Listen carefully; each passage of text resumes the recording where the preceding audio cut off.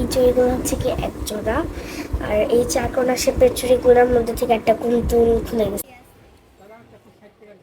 আমার মামুনিটাকে নিয়ে আসলাম ওর কিছু লিস্টের কেনাকাটা করার জন্য, ওর কিছু প্রয়োজনীয় জিনিসের জন্য। সবসময় কিছু না কিছু বানাতে ট্রাই করে, তো এমন এমন জিনিসের নাম বলে যেটা আমি আসলে চিনি না, তাই ওকে নিয়েই সরাসরি আমি দোকানে আসছি।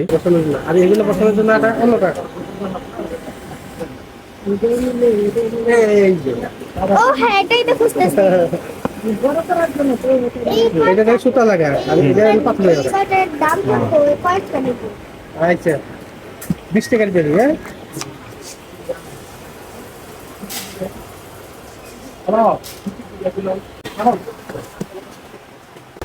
সুই আছে কি এমনি নরমাল সুই সুতার? 200 টাকা বলতে এটা পরে যাচ্ছে।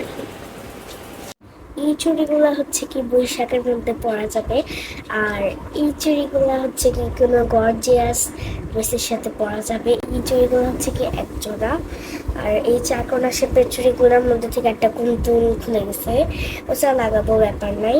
আর এগুলো খুব সুন্দর ড্রেসের সাথে মানাবে, সিম্পলের মধ্যে গর্জিয়াস।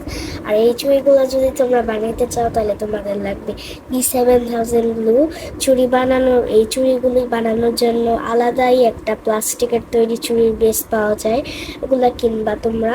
আমি চারকোনা শেপেও কিনছি, গোল শেপেও কিনছি। আর এই দুটা বেস ছাড়াই চুড়িগুলাই B7000-এর সাথে আঠার মাধ্যমে লাগিয়ে বেস বানিয়ে ওর উপরে রেশমি সুতা দিয়ে কভার করছি।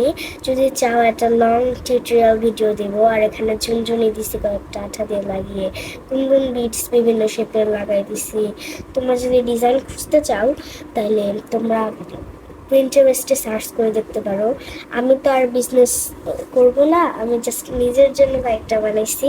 আর যেহেতু প্রথমবার ট্রাই করছি, অনেক বাজে হয়েছে। এই যে দেখতে পাচ্ছ আঠার ছাপ বিভিন্ন জায়গায়। ছোট মানুষ হিসেবে যতটুকু পারছি ততটুকু আলহামদুলিল্লাহ। আর এটার মধ্যে থেকে করতে যে একটা শেষ হয়ে গেছিল, শর্ট পড়ছিল, একটাই বানাইতে পারছি আপাতত। আর এগুলা আরও একটু বাড়ছে। তো কোনটা বেশি সুন্দর হয়েছে?